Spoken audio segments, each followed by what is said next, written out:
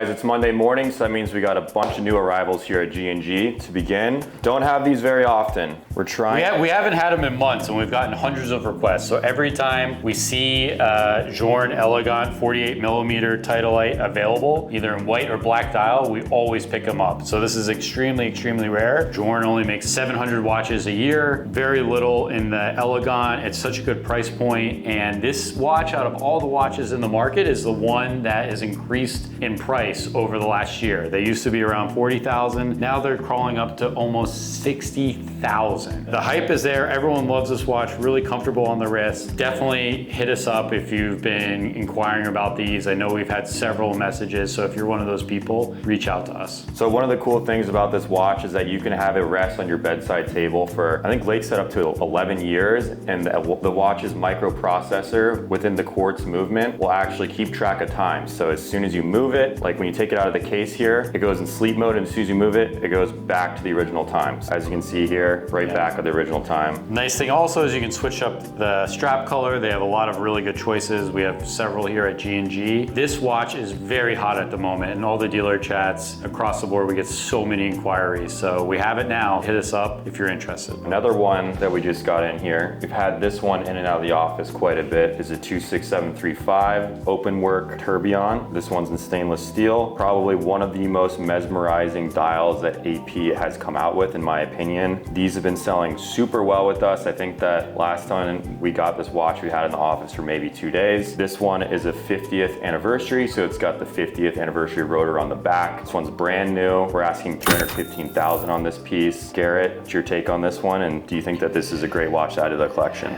So this is a grail that a lot of AP collectors have been trying to get at retail. Now the price is very, very close to retail. So it's a great price. The sand gold version of it is going for roughly 300K more just for the same watch in sand gold. So I think it's a very good value. Every time we see one available at a good price, we always pick it up. It's definitely one of those watches you gotta see in person. Like when I look at the dial on the tourbillon, I'm just like, oh my gosh. It totally crushes the 15407 in my opinion. If you haven't seen this watch, come by our showroom and check it out because it's absolutely mesmerizing. So here we have an RM11 Fleet Massa. We sell these really, really well at G&G, and they're a really good price point. If you want, a Tono shaped RM with a bigger case side chronograph, these are right around 180,000. I know when they were at the top of the market, we're closer to 350. So at 180, it's such a good deal, and it's rose gold Tono RM. You can't go wrong. These are really what kicked off the brand in the beginning. Great pickup at G&G right now. So hit us up on this. So next we have here is a white gold 5811 with that blue fume dial,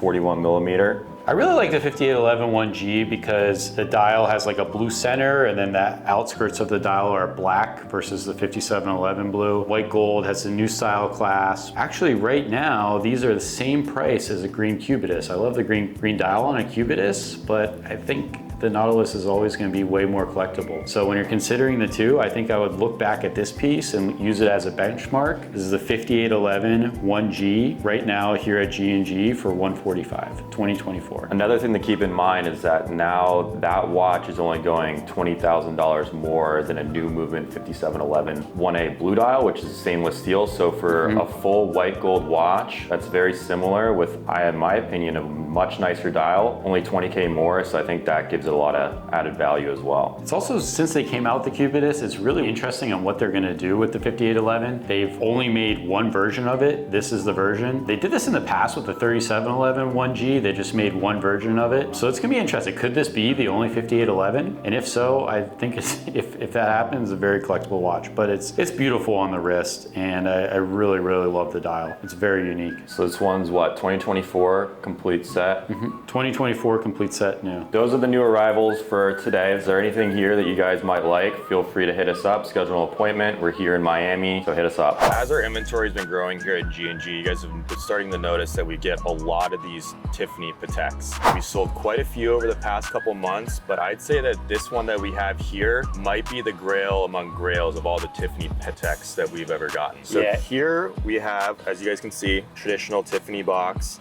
every single Tiffany stamped Patek Philippe comes with this very cool Tiffany box. And on the inside, so here we have a new movement 5711 1R with the Tiffany stamp. I have not seen this one on the market whatsoever. I've had a few clients that reached out about it. We were offered this one very recently, and of course we're gonna scoop it up. We sell these very, very well. It's probably one of the rarest I think we've picked up of the Tiffany stamps. Yeah, I think if you get one with a 330 movement, considering how with the 330 movement, they only made it for 1.5 to 2 years. It's obviously extremely rare. I have even seen one just in general without a 330 movement, with the 324 movement with the Tiffany stamp. So whenever we see these, we try and pick them up and hit up our clients that are interested in these. We've had certain pieces, like for instance, 5711 white piano dial with a Tiffany stamp that it took us 8 months to find one for a client. Extremely, extremely hard to find. With Tiffany stamp watches, there's usually not many on the market, so you really have to be patient. You really have to wait to find a good price and also a rare one, and then realizing which are the rare ones. We've learned a lot on the Tiffany stamp market. I think in the beginning, we thought it all had a 2x value from a regular Patek, but over time, we've realized that 5711s, 5711 with obviously with the 330 movement. Yeah, 5712 1As carry more of a premium than if it was just a Calatrava with the Tiffany stamp, or let's say a 7118 Nautilus, ladies Nautilus. I do think that some of the classic Aquanauts, for sure, the 2X premium when you're looking at a 5167A and then a 5164A, which is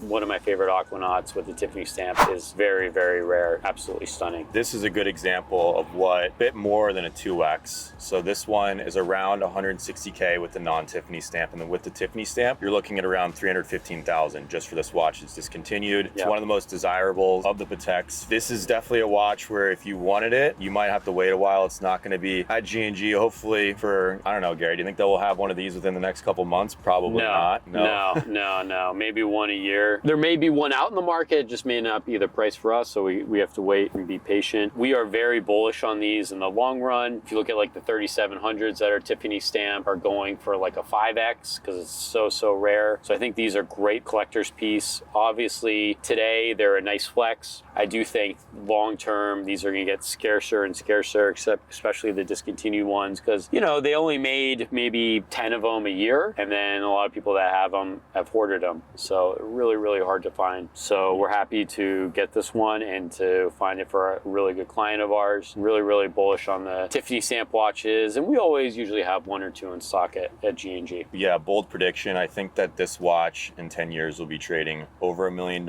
I'm not just saying that because I'm a watch dealer. I actually firmly believe in the investment upside of this watch. I think that there's a chance that in the near future they're not going to make Tiffany stamp Pateks in general, so I think that's going to affect this, and especially this watch being as legendary and as collectible and as famous as it is, I think it's going to be up there in price for sure. Yeah, it'll be up there in price. I don't know the exact price, but if you look at like the Tiffany color dial that they made 170 of, and it's going over $1 million, this they made a lot less of, and it's such a classic. Down the road, I think it could be going for a lot. So next time, this one already sold, but if something like this comes in the store, I highly recommend jumping on it. Not just saying that to sell the watch. I firmly believe that this watch will have some insane investment upside over the next 10 years. Like Garrett said, similar to the 3700, this is probably the watch to get if you're looking to have some crazy upside in the near future when we're looking to sell it. I think you're right. I think the longer you hold it, the more value you're gonna see in it. I think like if you see it next year, could it be the same price? Yeah. Maybe the following year, could it be same price? Yes. But I think the longer you hold it is where it's gonna start to hockey stick and go up in price for sure. Just like the 3700 Tiffany, and even the Daytona Tiffany stamp, the Rolex Daytonas are going for a crazy amount of money right now. They were kind of like a dime a dozen, not really, seen as they're always been collectible, but to where they are today, it's unbelievable. So with that being said, Garrett, would you take this 5711 1R Tiffany stamp, even though it's roughly $200,000 less than this car? Would you take this watch over this car? I would take it over this car, even though I do love this car. But I think it's nice having just two next to me at the moment, being in the car and being with the watch. But yeah, I think I would take the watch over the car.